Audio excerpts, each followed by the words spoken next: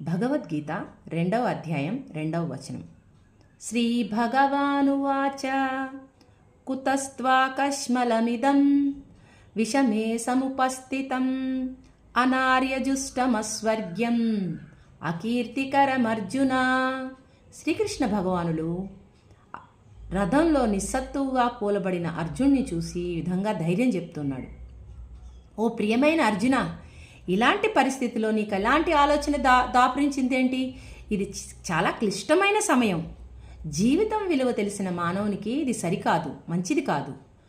ఇది ఉన్నత లోకాలకి దారితీయదు, సరికదా?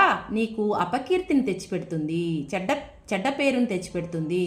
యుద్ధంలో వాళ్ళందరినీ చూసి అర్జునుడు భయపడిపోయాడు, పిరికివాడైపోయాడు, వెనుదిరిగి పారిపోయాడు అంటారు. ఇది అపకీర్తే కదా.